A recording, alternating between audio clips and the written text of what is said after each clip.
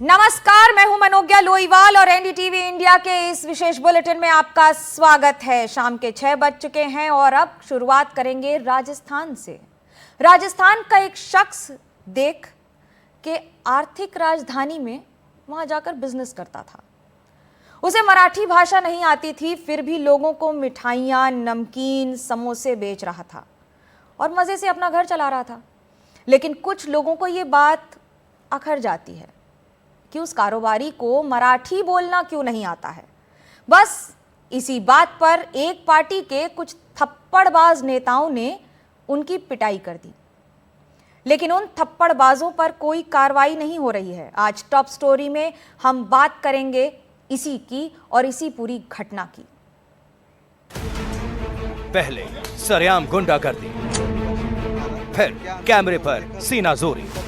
Argument करके मतलब नहीं है ना, आर्ग्यूमेंट करेंगे तो वो बढ़ जाता है। पहले दनादन चलाए थप्पड़, फिर कैमरे पर दी धमकी। ये सभी कार्यकर्ता ऐसे मारते हैं लोगों को। तो मारते हैं, गलत करते हैं सामने वाला, तभी मारते हैं। कैमरे में कैद है गुंडों की तस्वीर। तो थप्पड़बाज कब होंगे गिरफ्तार? 7 साल से अगर कम सजा रहे तो उसमें अरेस्ट नहीं कर सकते, तो हमने नोटिस सबको सर्व किया गया है।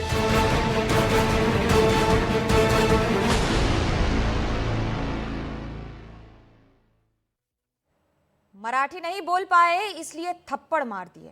वो थप्पड़बाज राज ठाकरे की पार्टी महाराष्ट्र नवनिर्माण सेना के हैं। एनडीटीवी ने उन थप्पड़बाजों की पहचान भी की है। उन सब के खिलाफ पुलिस ने मामले दर्ज किए हैं। आज उन्हें थाने में बुलाया भी गया था, लेकिन कोई कार्रवाई नहीं हुई। उन्हें गिरफ्तार नहीं किया गया। आप अपने टीवी स्क्रीन पर देख सकते हैं जिन्होंने राजस्थान के कारोबारी को थप्पड़ मारा था। उनके नाम हैं प्रमोद निलेकर, अक्षय साल्वी और करण कंडागिरे। थप्पड़बाजों के खिलाफ कार्रवाई की बात तो छोड़िए, महाराष्ट्र के गृह राज्य मंत्री कह रहे हैं कि महाराष्ट्र में रहेंगे तो मराठी बोलनी ही पड़ेगी।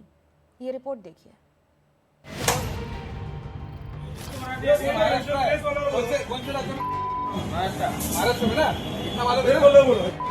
महाराष्ट्र में कौन सी भाषा बोली जाती है?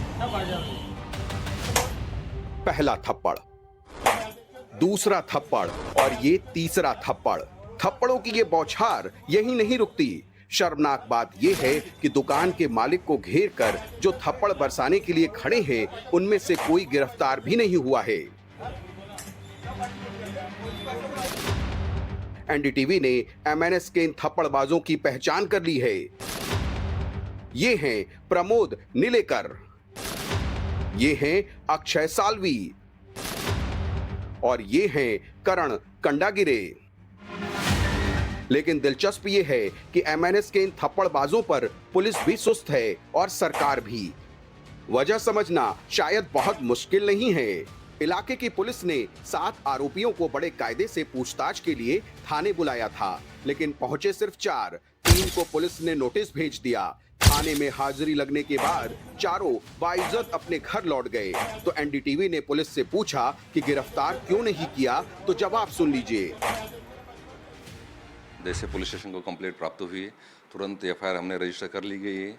7 लोग जो है उनको आइडेंटिफाई कर लिया गया है। 3 लोगों को नोटिस दिया गया है। अभी कानून में ये प्रावधान है कि 2 साल से ज़्यादा सज़ा नहीं, उसमें 7 साल से अगर कम सज़ा रहे तो उसमें अरेस्ट नहीं कर सकते, तो हमने नोटिस सबको सर्व किया गया है और सब पे प्रिवेंटिव एक्शन भी हम ले रहे हैं। एनडीटीवी ने उस थप्पड़बाज से भी सवाल पूछे जिसे थाने में बुलाया गया था। कैमरे पर उसकी दलीलें सुनकर आप हैरान रह जाएंगे। मराठी भाषा के लिए मारा, उसने क्या आंसर दिया वो देखा तुमने? उनका जो अकड़ था वो देखा? क्या बोला हाँ, उन्होंने? वो बोले कि मराठी सिखाओ हम लोग को आके, तो हम लोग को वो काम बचा है। उसने बोलना चाहिए कि बाबा मराठी मेरे को मराठी ना बोलने के लिए आप मार सकते, लेकिन आप मराठी सिखा नहीं सकते। तो हम लोग को वो काम है क्या मराठी सिखाने का? हम लोग को काम धंधा काम है मराठी के लिए मारना। वो काम धंधा करेंगे, तो ये काम धंधा है मारना। करेंगे, वो पैसा कमाएंगे और हम लोग उनको मराठी सिखाओ। अच्छा, ये थोड़ी बात होती है। अब आपको महाराष्ट्र सरकार की बातें बताते हैं। ये हैं योगेश कदम, महाराष्ट्र के गृह राज्य मंत्री हैं। ये कार्रवाई का दावा तो कर रहे हैं, लेकिन ये भी कह रहे हैं कि महाराष्ट्र में मराठी तो बोलनी ही पड़ेगी। मैं इसलिए कह रहा हूँ महाराष्ट्र में मराठी तो बोलनी ही पड़ेगी। अगर मराठी नहीं आती है तो आपका ये एटीट्यूड नहीं चलेगा कि हम मराठी बोलेंगे नहीं। हम कोशिश करेंगे ऐसा वो बता सकते हैं, बोल सकते हैं। तो मेरे ख्याल से देखिए, हमें किसी और लैंग्वेज का अपमान हमें करना नहीं है, लेकिन मराठी में अगर कोई महाराष्ट्र में कोई मराठी को डिसरिस्पेक्ट करता है तो बिल्कुल वहाँ पे हमारे कायदा हम लागू करेंगे, उसके ऊपर कार्रवाई करेंगे। जो भी है, जिन्होंने भी उनको मारपीट की है, बिल्कुल उनको एक ही संदेश देंगे कि कायदा आप हाथ में मत लीजिए। जो भी कंसर्न पर्सन की आप कंप्लेंट फाइल कीजिए, उसके अगेंस्ट कार्रवाई की जाएगी। अब आपको पूरी घटना बताते हैं। बात 29 जून की है। जगह है मुंबई से सटे ठाणे जिले का मीरा रोड। तस्वीर में देखिए, जोधपुर स्वीट्स के मालिक दुकान के बाहर खड़े हैं। 1, 2, 3, 4, 5 पूरे 5 लोग दुकान पर पहुंचते हैं। कुछ ही सेकंड में छठे शख्स की भी एंट्री हो जाती है। मौके पर पहुंचे एमएनएस कार्यकर्ता अब पानी और कोल्ड ड्रिंक पीते दिख रहे हैं। इसी के साथ दुकान के मालिक से बहस शुरू हो जाती है। सबसे पहले लाल कमीज पहना व्यक्ति आगे बढ़कर थप्पड़ मारता है। इसके बाद सफेद कमीज वाला कार्यकर्ता भी थप्पड़ चलाता है और यही आदमी दूसरा थप्पड़ भी मारता है। तीसरा थप्पड़, चौथा, पांचवा, छठा, सातवां और ये 8वां थप्पड़ भी। अब एक बार फिर से सुन लीजिए दुकान के मालिक बाबूलाल चौधरी का कसूर क्या है।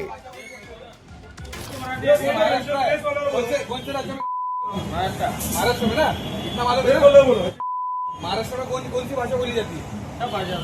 फिर बाद में वो मेरे को बोलते हैं कि एक काम करो, आप कौन से स्टेट में बिजनेस करते हैं? तो मेरे को उन्होंने प्रश्न पूछा, तो मैंने बोला महाराष्ट्र में सर। तो उसके बाद में ऐसा बोला, उसके बाद में बोलते हैं कि महाराष्ट्र में कौन सी भाषा बोली जाती है? तो मैंने बोला एक काम करो, महाराष्ट्र में सभी प्रकार की भाषा बोली जाती है। और तो उन्होंने जैसे ही मैंने ऐसा बोला तो इस साइड से एक बंदा आता है, सीधा मारने लगता है, 4-5 मारता है वो उधर से, और उसके बाद दूसरी तरफ से है ना 2-3 बंदे और आते हैं, वो भी मारने लगते हैं। एकदम है ना अचानक ही एकदम मेरे दिल टूट पड़े मेरे ऊपर। थप्पड़ों की बौछार के बाद एमएनएस कार्यकर्ता वहां से निकल जाते हैं। सच्चाई यही है कि महाराष्ट्र के नवनिर्माण के नाम पर वोटों के लिए भाषा को भद्दा तमाशा बना देने वाली सेना अभी भी गिरफ्तारी से दूर है।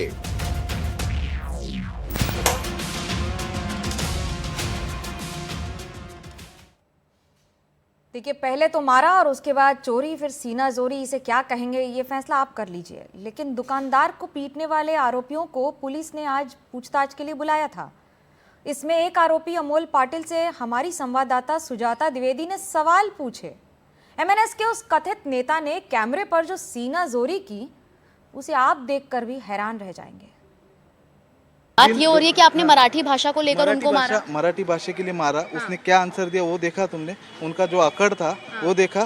क्या बोला हाँ, उन्होंने? वो बोले कि मराठी सिखाओ हम लोग को आके, तो हम लोग को वो काम बचा है। उसने बोलना चाहिए कि बाबा मराठी मेरे को, मराठी ना बोलने के लिए आप मार सकते, लेकिन आप मराठी सिखा नहीं सकते। तो हम लोग को वो काम है क्या मराठी सिखाने का? हम लोग को काम धंधा, काम है मराठी के लिए मारना। वो काम धंधा करेंगे, तो ये काम धंधा है करेंगे, वो पैसा कमाएंगे और हम लोग उनको मराठी सिखाओ। अच्छा, ये थोड़ी बात होती है। उसने बोलना चाहिए कि बाबा मेरे को मराठी आता नहीं है, मराठी आता नहीं है, हम लोग सीख जाएंगे, बस काम खत्म हो जाता है। उसके बाद में आर्ग्यूमेंट करके मतलब नहीं है ना। आर्ग्यूमेंट करेंगे तो वो बढ़ जाता है। अगर वो कल को या ऐसा कोई भी दुकान वाला मराठी नहीं बोलता तो आप ऐसे मारेंगे? मराठी नहीं बोलेगा, उसने जवाब अच्छे से देगा ना तो कोई मारता नहीं। हम लोग का पागल कुत्ता नहीं है कि बाबा आप लोग ने उन्हें मारा। जब आप लोग ने उन्हें मारा तो उन्होंने तो आपको वापस मारा भी नहीं, मार तो आप ही लोग रहे। नहीं, हाँ तो वही मारा ना। उसके बाद में तो मैं छुड़ाया, लेकिन आप तो वहाँ पे मौजूद थे, आप रोक सकते। बाद में आए हम लोग, सब होने के बाद में वो जो बाबूलाल चौधरी है ना, लेकिन आपके सभी कार्यकर्ता ऐसे मारते हैं लोगों को। तो मारते, गलत करते हैं सामने वाला तभी मारते। लेकिन मारना सही है। मेरे सब लोग, सामने वाला बोलकर गलत करता है और आप लोग मारकर सही करते हैं। हमारे पार्टी में भी है ना, सब परप्रांतीय लोग है, मुस्लिम लोग है, सब भाई है हमारे। हम लोग के साथ काम करे। अभी कल हमारे पक्ष, कल को अगर आपके पार्टी के कार्यकर्ता मराठी नहीं बोलते तो आप तो उन्हें भी पीटेंगे। सुनो, 2 दिन पहले ये हादसा हुआ।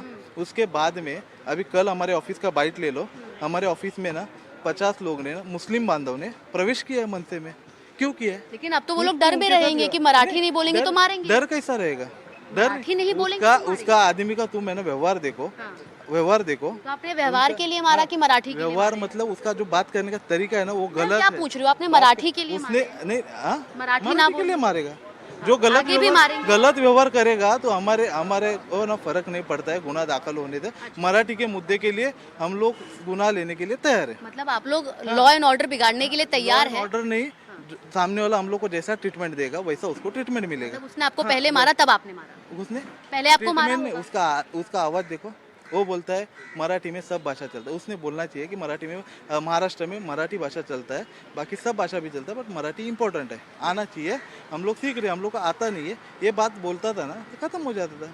हम लोग का उधर जाने का कोई यही नहीं था, हम लोग का ऑप्शन। अभी कार्रवाई हो गई है, क्या करना है? कार्रवाई तो चलते रहता ना, पुलिस वाले उनका काम करेंगे। आप मन से वाले हैं, आप अपना काम। हम लोग उनको सहकार्य करेंगे पुलिस वाले को। पुलिस वाले से हम लोग का लेकिन कुछ इससे आप लोग ने सीख ली कि आगे मारना नहीं है, पीटना नहीं है, प्यार से बोलना अभी मेरे को बताओ, सामने वाला गलत व्यवहार करेगा, गलत बोलेगा तो हम लोग क्या शांत बैठेंगे? अभी तुम थाना का बातमी चलाओ, थाना का बातमी दिखाया तुमने?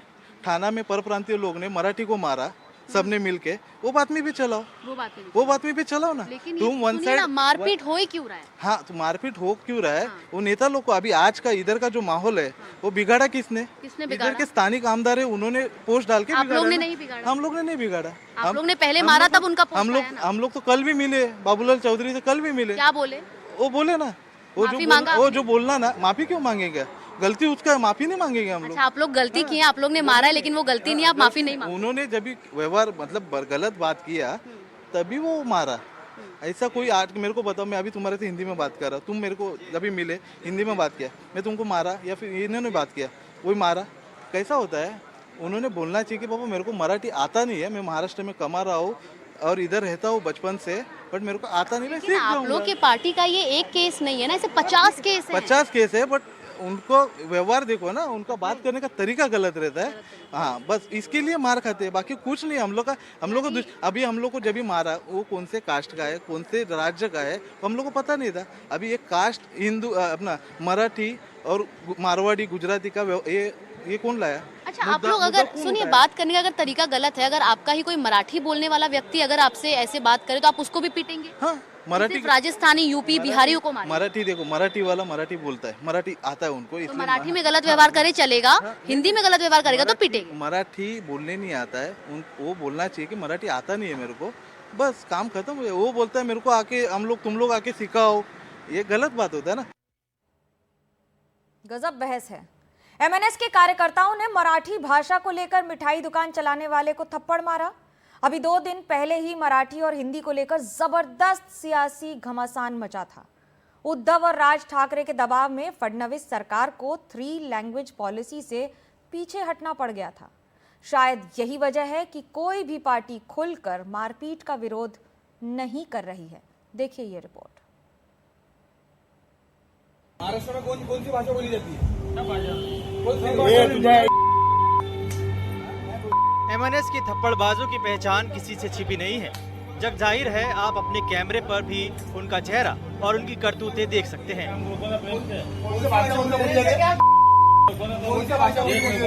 फिर भी पुलिस उन पर कार्रवाई करने के बजाय सिर्फ उन्हें थाने बुलाती है और महाराष्ट्र गृह राज्य मंत्री साफ साफ कहते हैं कि महाराष्ट्र में मराठी तो बोलनी ही पड़ेगी।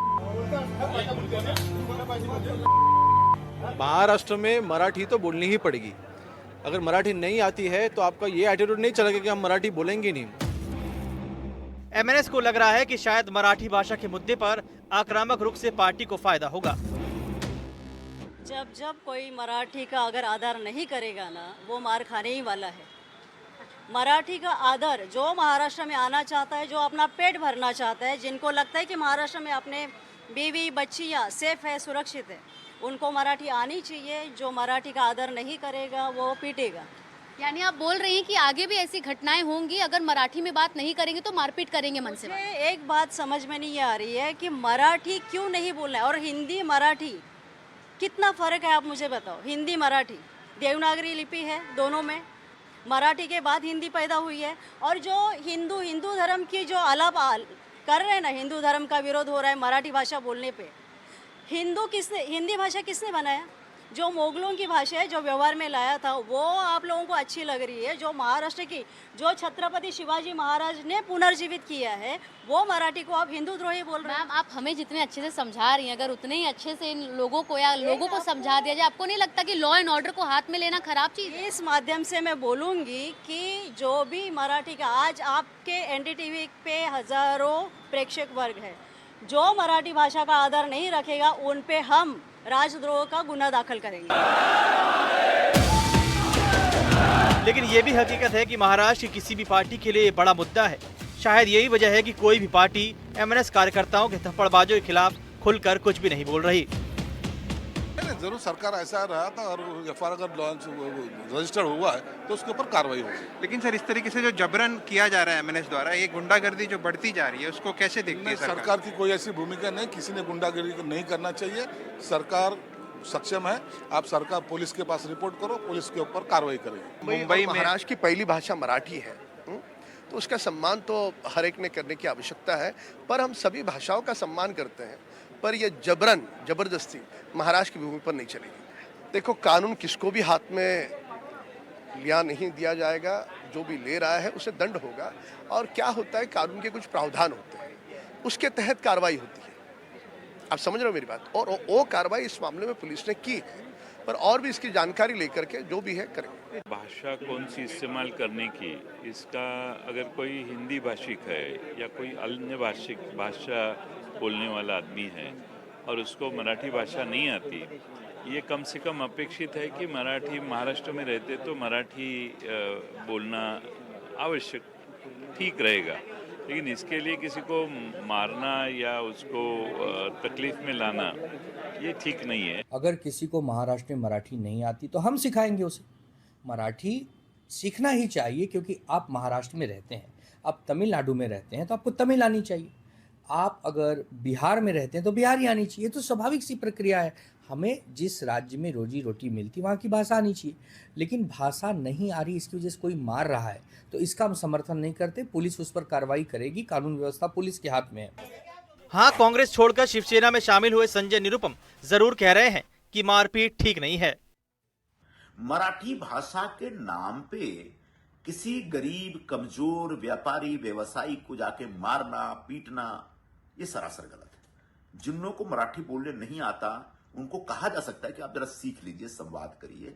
लेकिन अगर वो कोई मराठी में नहीं बोलता तो उसको थप्पड़ मारना ये एकदम से गुंडागर्दी है। ये से हिंसक प्रवृत्ति का हम विरोध करते हैं, इसका कोई भी समर्थन नहीं। महाराष्ट्र में मराठी और गैर मराठी का मुद्दा काफी पुराना है और राज ठाकरे की सियासत तो इसी मुद्दे पर मारपीट करके टिकी है और शायद आगे भी वो ऐसी ही सियासत करना चाहते हैं। Bureau report, NDTV India.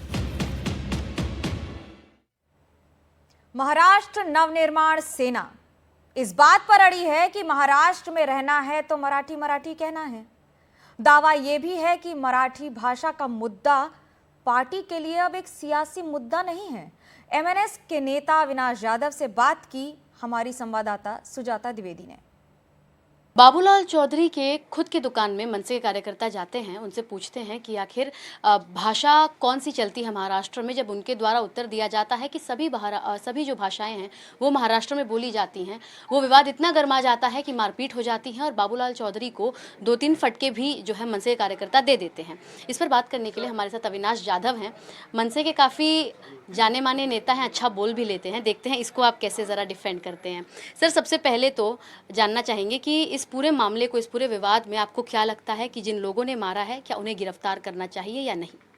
मुझे लगता है कि जिन लोगों ने मारा है उनके ऊपर केस हुई है, उनको पुलिस ने बुलाया था, नोटिस दिया है और जो प्रोसेस है जिसको हम लोग बोलते हैं कायदेशीर प्रोसेस, वो ख़त्म हो गई है। बराबर है, कायदेशीर प्रोसेस। लेकिन इसका एक दूसरा जो एंगल है वो मीडिया के सामने आया नहीं, क्योंकि हमारे कोई भी लोग आपके सामने आए नहीं।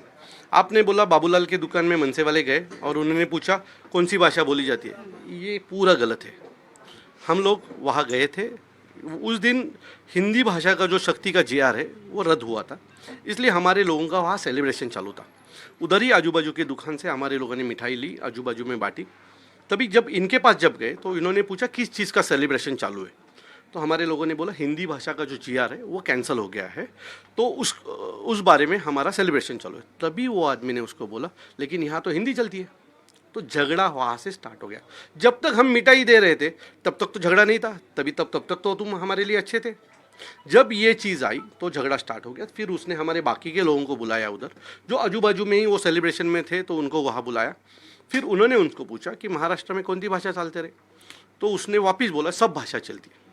तो हमारा कहना है कि हम लोगों को अभिजात भाषा का दर्जा मिला है मराठी को, मोदी साहब ने दिया हुआ है। सो अगर अभिजात भाषा का दर्जा है तो यहाँ की भाषा मराठी है। अगर आप यहाँ इतना बड़ा दुकान लगा के बैठे हो, करोड़ों की दुकान आपने यहाँ खरीदी है, किसी मराठी आदमी के पास से खरीदी है, इतने साल रहने के बाद भी अगर आप मराठी नहीं बोल पा रहे हो तो गलत है ना। 2009 में आपने कहा कि आप लोग को जो जीत मिली थी वो मराठी वोटर्स के चलते मिली थी। अब जब दोबारा से विधानसभा के बाद अस्तित्व खतरे में नजर आ रहा है तो कहीं ना कहीं ये सब कर मराठी वोटर्स का विश्वास जीतकर दोबारा से क्या मन से प्लानिंग में है कि थोड़ा पॉलिटिकली स्ट्रांग हो जाए? मैं आपको सबसे पहली बात बोलता हूँ कि आपने जो मुझे पूछा, तो एक प्रेस वाले ने मुझे सवाल पूछा था कि आपको वोट नहीं चाहिए क्या हिंदी भाषिकों के, तो उसके ऊपर मेरा वो आंसर था। हम लोग भाषा के ऊपर प्रेम करने वाले लोग हैं, वोट के ऊपर नहीं। हमारा कहना है इलेक्शन हर 5 साल के बाद आता है, लेकिन भाषा अगर मर गई तो आज राजस्थान में जाइए, वहाँ की भाषा पूछिए, वहाँ के स्कूल में कौन सी भाषा सिखाई जाती है। वहाँ की लिपि ही ख़त्म हो गई है, वहाँ की जो लोकल लिपि थी वो ख़त्म हो गई। अभी वहाँ के लोग भी हिंदी बोलने चालू किया है। कितना दिलचस्प है ना, जो नेता ये कह रहे हैं कि भाषा को प्यार से बोलो, वो ये भूल गए कि भाषा को प्यार से सिखाया भी जा सकता था। राजस्थान के बाबूलाल चौधरी के साथ मारपीट का मामला अब कारोबार तक पहुंच गया है। मीरा भयंदर में एमएनएस के खिलाफ व्यापारियों ने प्रदर्शन किया और हाथों पर काली पट्टी बांधकर विरोध जताया। एमएनएस के खिलाफ व्यापारियों ने बंद बुलाया है। मराठी नहीं बोलने पर दुकानदार के साथ मारपीट मामले को लेकर व्यापारियों में बहुत नाराजगी है।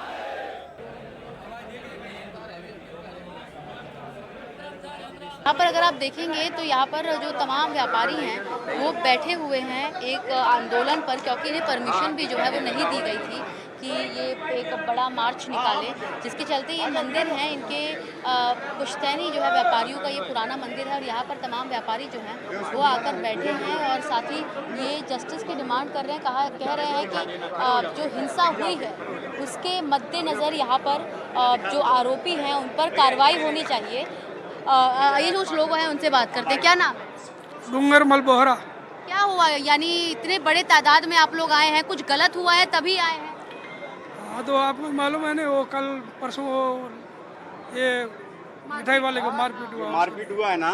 एक्चुअली में जो मारपीट हुआ है, मनसे के कुछ कार्यकर्ताओं ने मारपीट किया है, वो बहुत गलत किया है। हाँ, भाषा का हम सम्मान करते हैं, मराठी भाषा का हम सम्मान करते हैं। अगर बोलेंगे सीखो, आप सीखें, बहुत से लोग जानते भी हैं, ऐसा नहीं जानते हैं, लेकिन ज़बरदस्ती का पॉलिटिकल इशू बनाया गया है तो उसके विरोध में अगर आप लोग अगर ऐसा करेंगे तो हम उसका विरोध करते हैं। ये पूरा देश, पूरा भारत एक है, सारी भाषाओं का सम्मान है, कोई भी भाषा है किसी का हमको तिरस्कार नहीं करना है। हिंदी है, मराठी है, गुजराती, मारवाड़ी, सब भाषाओं का सम्मान है। तो इसके लिए हमने अपनी एकता दिखाने के लिए ये संदेश देना चाहते हैं कि पूरा भारत राज्य एक है, इसको डिवाइड ना करें। यानी आप चाहेंगे कि जो 7 आरोपियों के नाम सामने आए हैं उन पर कार्रवाई? बिल्कुल, कड़ी से कड़ी कार्रवाई हो और आगे उनसे प्रेरणा लेकर दूसरे लोग दूसरी जगह ना करें। ये हम बहुत इसी के लिए हमारे सब एकता का परिचय दे रहे हैं। क्या क्यों आए हैं आप लोग यहाँ पर? आए हैं क्या डिमांड्स के साथ आए हैं? हम लोग अपने दुकानदार को मारा, उसके लिए हम लोग आए हैं, तो उसका निर्णय पक्का लेना चाहिए कि दूसरी बार ऐसा न करे और किसी के साथ अन्याय न हो। अन्याय ना हो। आप क्या बोलेंगे? व्यापारी हैं आप, क्या बोलेंगे?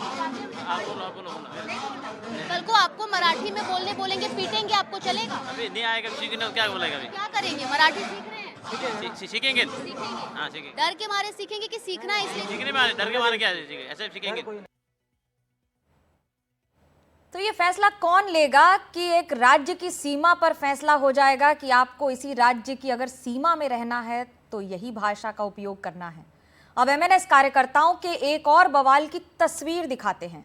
ये मामला पुणे का है। पुणे में राज ठाकरे को लेकर एक पोस्ट करने वाले शख्स केदार सोमन के घर के बाहर कार्यकर्ताओं ने जबरदस्त हंगामा किया। केदार ने फेसबुक पर उद्धव और राज ठाकरे को लेकर पोस्ट किया था। पोस्ट पर एमएनएस कार्यकर्ता भड़क गए और केदार के घर पहुंचकर हंगामा किया। इसी बीच पुलिस ने केदार को हिरासत में ले लिया है। ये बाहेर ये तू बाहेर तर ये तू बाहेर तुला सांगतो ना बाहेर या का बाहेर।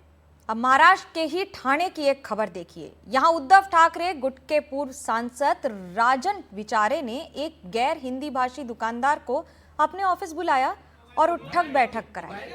उस दुकानदार पर एक मराठी के साथ हाथापाई का आरोप था। दरअसल 1 जुलाई को ठाणे स्टेशन की एक दुकान में किरण तानाजी सावंत नामक व्यक्ति सिम कार्ड का रिचार्ज कराने के लिए पहुंचा था, लेकिन वहां पर दुकानदार उसे मना कर देता। देखते ही देखते दुकानदार और किरण तानाजी सावंत के बीच हाथापाई शुरू हो गई। इससे बात बढ़ जाती है और कई गुना ज्यादा बिगड़ जाती है। तस्वीर देखिए, पहले उठक बैठक की तस्वीर और उसके साथ किस तरह से एक सिम कार्ड को लेकर मारपीट हुई है। सिम कार्ड बदलने की बात थी, बात चलते चलते शुरू हुई। सिम कार्ड के बदलने से भाषा के बाद उनके कहां से उनके रीजन हैं और उनकी बातों तक आकर खत्म हुई भी तो नेताजी ने उठक बैठक करा के खत्म किया। लड़ाई हो गया इनके साथ में, तो मैंने इनको थोड़ा सा मारा। अब आगे बढ़ते हैं और आपको ये बताते हैं कि कोरियर बॉय बन युवती से किया रेप। पुणे की यह घटना आपको हैरान कर देगी, परेशान भी कर सकती है।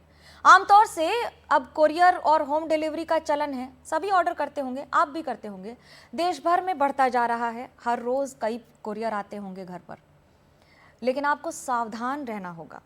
पुणे में एक युवक डिलीवरी बॉय बनकर आता है, लड़की से पेन मांगता है, स्प्रे डालकर उसे बेहोश कर देता है, फिर उसका रेप करके भाग जाता है। इस मामले में एक संदिग्ध को पुलिस ने पकड़ा है। ये पूरी रिपोर्ट देखिए।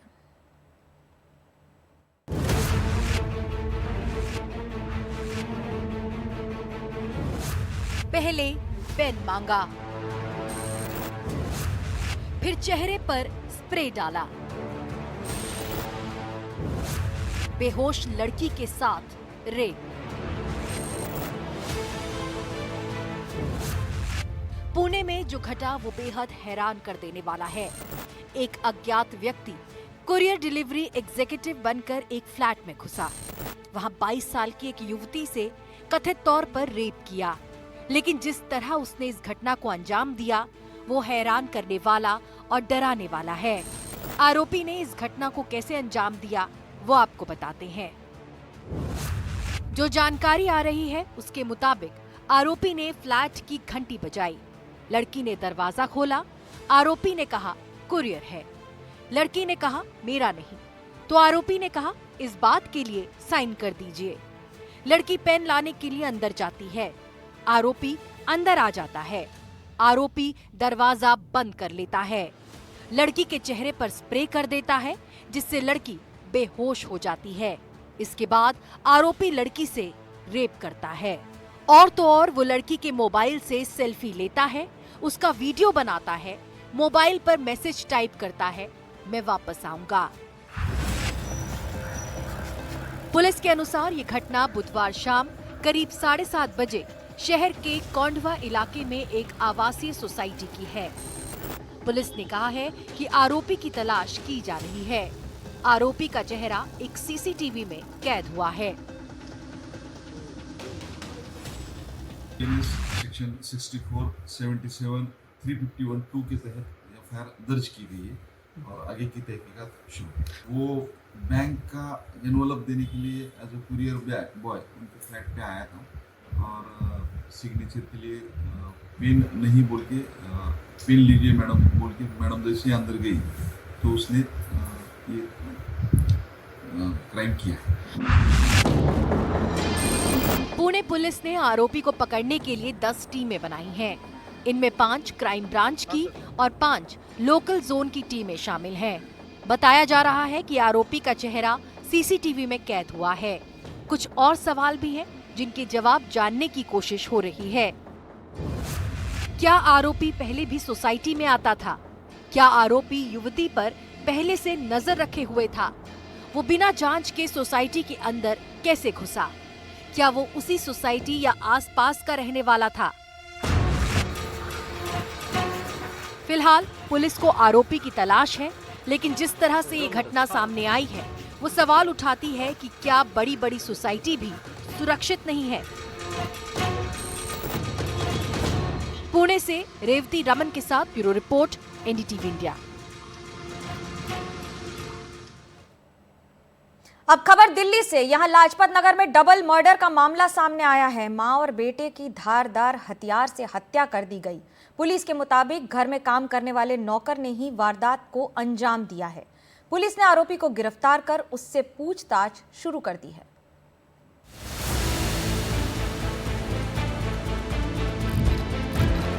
दिल्ली के लाजपत नगर में एक मां बेटे की हत्या से पूरे इलाके में हड़कंप मच गया है।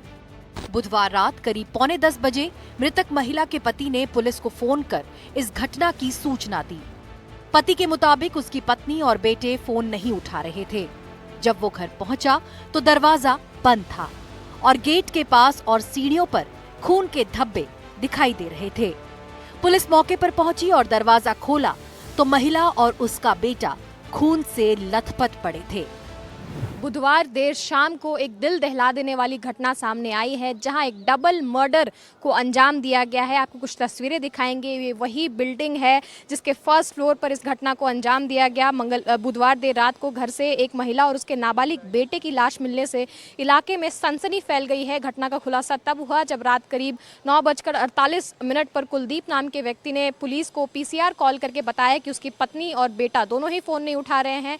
जब वो घर पहुंचे तो दरवाजा बंद था और गेट के पास और सीढ़ियों पर खून के धब्बे दिखाई दे रहे थे। सिक्योरिटी और साथ ही साथ सुरक्षा के ऊपर एक बड़ा सवाल है। राजधानी की ये घटना है, लाजपत नगर में ये पूरा जो घटना है, कहीं ना कहीं वो डबल मर्डर का जो घटना है वो देखने को मिला है, जिसकी वजह से आसपास रह रहे लोगों के अंदर भी काफी ज्यादा डर का माहौल देखने को मिल रहा है। जो मालकिन है और उनके बेटे दोनों का एक साथ उन्होंने मर्डर कर दिया, इसके पीछे आपको क्या लगता है, क्या वजह रही होगी? अब ये तो नहीं, हम तो शॉप पे थे, हम तो 7 बजे, हमें तो ये कोई पता ही नहीं है। 7 बजे कॉल मिला है, कॉल नहीं लगा, फिर हमने शॉप क्लोज किया। भाई साहब कहना चलो घर, अब फोन नहीं लग रहा, मेरा जी घबरा रहा है। मैंने कहा चलो। जिस दिन ये घटना हुई उस दिन आप कहाँ थे? वही दुकान पे थे, दुकान पे थे। मुकेश भी दुकान पे थे? नहीं, वो तो ड्यूटी नहीं आ रहा था 8 दिन से। ऐसा मुकेश ने कहा है कि जो मालकिन थी वो लगातार डांटती वगैरह थी, तो इसमें कुछ सच्चाई है? वही तो कह रहा हूँ, बात सच्चाई है। जो मालिक पैसा देगा वो थोड़ा बहुत कुछ बोलेगा, उसका हक है बोलने का, ओनर का। अब 10 साढ़े 10 की ड्यूटी है, अगर आप 12:30 बजे आ रहे हो तो वो तो बोलेगा ना, बॉस भैया इतना लेट क्यों आ रहे हो करके। बात ये है। और बाकी ऐसा कोई बदतमीजी नहीं, कोई कुछ मालिक ने कभी कुछ नहीं किया, ऐसा बदतमीजी और कुछ नहीं किया कभी। पुलिस के अनुसार मृतक की पहचान रुचिका और उनके 14 साल के बेटे कृष के रूप में की गई है। पुलिस ने इस मामले में घर में काम करने वाले नौकर को गिरफ्तार किया है। पुलिस सूत्रों के अनुसार आरोपी ने अभी तक की पूछताछ में माना है कि उसने ही इस हत्याकांड को अंजाम दिया है और ऐसा इसलिए किया गया क्योंकि मालकिन ने उसे सबके सामने डांटा था। आरोपी की उम्र 24 साल बताई जा रही है। पुलिस दस्तावेजों की जांच कर आगे की कार्रवाई कर रही है। Bureau report, NDTV India.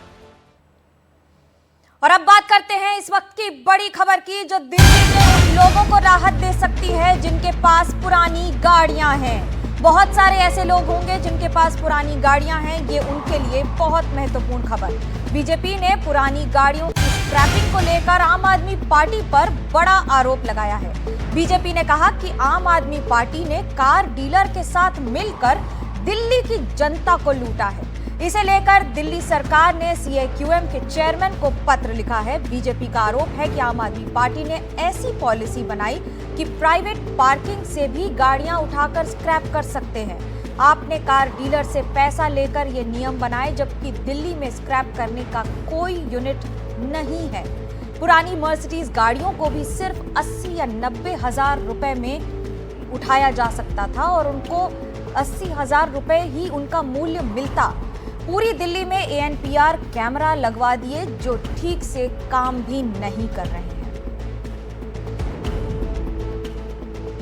तुगलकी की प्रमाण क्यों किया जा रहा है? सब 10 साल तक दिल्ली की अकेली देश की ऐसी स्टेट है, ऐसा डिस्ट्रिक्ट है, ऐसा राजधानी है, ऐसा यूटी है जिसके अंदर 10 साल और 15 साल के व्हीकल चलना की मनाही है।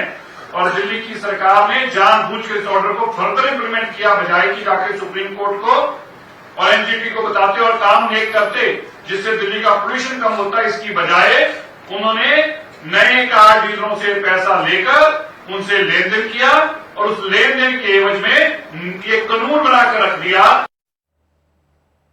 हो सकता है कि आपके पास पुरानी गाड़ियां हो सकता है कि आपके पास थोड़ी ज्यादा पुरानी गाड़ियां भी हों, लेकिन आपको राहत मिल जाए ये बहुत जरूरी है।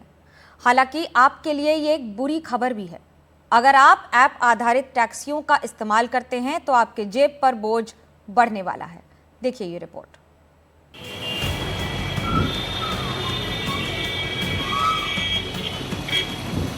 ऐप बेस्ड टैक्सियां यानी ओला और उबर धीरे धीरे हमारी और आपकी जिंदगी का अहम हिस्सा बन गई हैं। आप भी अक्सर या रोज इन सर्विस का इस्तेमाल करते ही होंगे, लेकिन आपका टेंशन बढ़ेगा। केंद्र सरकार ने मोटर व्हीकल एग्रीगेटर गाइडलाइंस 2025 जारी की है, जिसके तहत ओला, उबर, रैपिडो और इन ड्राइवर जैसी कैब कंपनियों को पीक आवर्स में बेस किराए को 2 गुना वसूलने की अनुमति दी गई है। पहले यह सीमा 1.5 गुनी थी। मान लीजिए दिल्ली में एक कैब का बेस किराया 100 रुपए प्रति 5 किलोमीटर है। नए नियमों के तहत पीक आवर्स में कंपनी 200 रुपए तक वसूल सकती है, लेकिन ड्राइवरों को भरोसा नहीं कि हालात बदलेंगे। केस तो देखो कई सालों से दिया जा रहा है, लेकिन इसके पहले धरने होते थे। जितने भी धरनाकारी मतलब अपने आप को नेता बताते थे, वो बाद में जाके अपनी टैक्सी खोल लेते थे, अपनी टैक्सी सर्विस खोल लेते थे। उन्होंने किसी ने भी ड्राइवरों पे कोई भी ध्यान नहीं दिया। सब ने सरकार से जाके मिलके पैसा खाया, कमीशन खाया, लेकिन हमारी हालत जैसे पहले थी अब उससे भी बदतर हो चुकी। अब आप सोच रहे होंगे कि पीक आवर्स क्या होता है। दरअसल पीक आवर्स वो समय होता है जब सड़कों पर ट्रैफिक ज्यादा होता है। इस वक्त कैब की मांग बढ़ती है या मौसम खराब होने की वजह से लोग ज्यादा कैब बुक करते हैं। आमतौर पर यह सुबह 8 से 11 बजे और शाम 5 से 9 बजे के बीच का समय होता है। बारिश, त्योहार या बड़े इवेंट्स के दौरान भी पीक आवर्स हो सकते हैं। हमें सिर्फ 9 रुपये किलोमीटर मिल रहा है इस टाइम जो भी है, और उसमें से कमीशन 20% देनी पड़ रही है हमें। 20% कमीशन काटते हैं। हाँ 20-22% ज़्यादा, जैसे उनका तुक्का लगता है वैसे काटते हैं लोग। इक्वल नहीं काटते, कभी ज़्यादा कभी कम करते हैं, लेकिन 20% से ऊपर ही काटते, कम नहीं काटते हैं। अब 1000 रुपये अगर कमाना है आपको तो कितना घंटे चलाना पड़ता है? हम सुबह निकलते हैं, देखिए 7 बजे सुबह निकलते हैं और रात के 11 बज जाते हैं। लेकिन अगर देखो गाड़ी का सब कुछ मिला के, टैक्स वैक्स काट के और ये मिला के, तो 1000 रुपये भी नहीं बचता हमारे पास। नए नियमों के मुताबिक नॉन पीक आवर्स यानी जब मांग कम होती है तब भी किराया बेस किराए का कम से कम 50% होगा। जैसे दोपहर के समय या देर रात न्यूनतम किराया बेस किराए का 50% होगा। इसका मतलब है कि कंपनियां बेस किराए से कम किराया नहीं ले सकती, भले ही राइड बहुत छोटी हो। यह नियम ड्राइवरों की आय को सुनिश्चित करने के लिए बनाया गया है। फायदा नहीं है, और आने वाले दिनों में जब फायदा मिलेगा तभी पता चलेगा। अभी तो कोई राहत नहीं है हमें। और उम्मीद है अगर इनकेस अगर अप्लाई होता तो आपको मिलेगा फायदा, या आपको लगता है कि वो भी नहीं मिल पाएगा, सिर्फ कंपनियां फायदा कमाएंगी? कंपनियां तो कहती रहती हैं, सरकार भी कहती रहती है, लेकिन हमें फ़ायदा कुछ हो नहीं रहा है उससे। हमने 3-4 साल से देख रहा हूँ, पहले जो पैसे थे वो आज की डेट में आधे से भी कम है। बेस किराया वो मूल किराया है जो कैब, ऑटो रिक्शा या बाइक टैक्सी के लिए एक निश्चित दूरी या समय के लिए तय किया जाता है। यह किराया राज्य सरकार तय करती है। बेस किराया शहर, वाहन के प्रकार और स्थानीय परिस्थितियों पर निर्भर करता है। एनडीटीवी इंडिया के लिए दिल्ली से अश्वनी सिंह की रिपोर्ट। अब बात करते हैं मूसलाधार बारिश की। देश में मॉनसून अपनी फुल स्पीड पर है और उसकी ये स्पीड कुछ इलाकों में राहत ला रही है तो कई इलाकों में आफत बन के गिर रही है। ये रफ्तार इतनी बेकाबू हो चुकी है कि तेज बारिश देखते ही देखते कभी सड़कों को गायब कर देती है तो कभी देखते ही देखते पूरा पहाड़ बारिश के आगे धराशायी हो जा रहा है। तस्वीरें राजस्थान की है। राजस्थान के कई जिलों में पानी भर चुका है, पानी से लबालब हैं। जयपुर के सड़कों को आप उनका नज़ारा देख लें तो वो पूरी तरह से डूबी हुई हैं। तो जोधपुर की गलियों में जल जमाव है। अजमेर में रेलवे, हाईवे सब डूबे हुए हैं। चित्तौड़गढ़ में तो पूरा थाना जलमग्न है। भीलवाड़ा में बांध ओवरफ्लो कर रहे हैं। धौलपुर में बच्चों को स्कूल के लिए संघर्ष करना पड़ रहा है।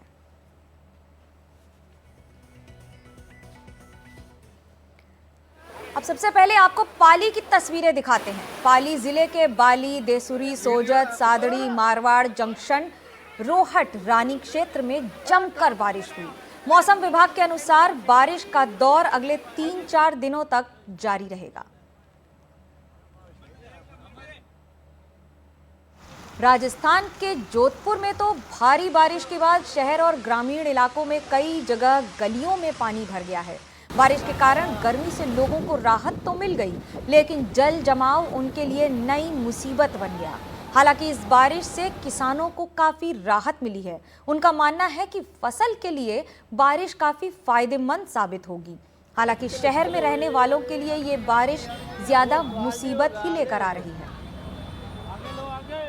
और अब ये तस्वीरें चित्तौड़गढ़ में तो इतनी बारिश हुई है कि नदी अपनी सीमाएं तोड़कर रिहायशी इलाकों में पहुंच गई है।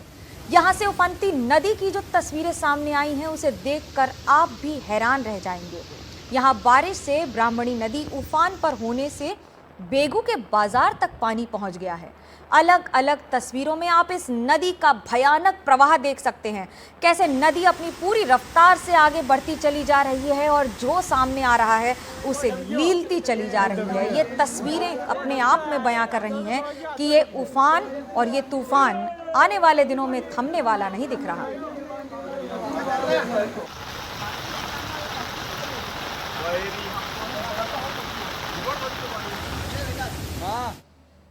मेरे साथ टॉप स्टोरी में इतना ही। मुझे मनोज्ञा लोईवाल को दीजिए इजाजत। खबरों का सिलसिला एनडीटीवी इंडिया पर जारी है और आगे न्यूज हेडक्वार्टर्स देखिए मेरे सहयोगी आशुतोष और विकास भदौरिया के साथ।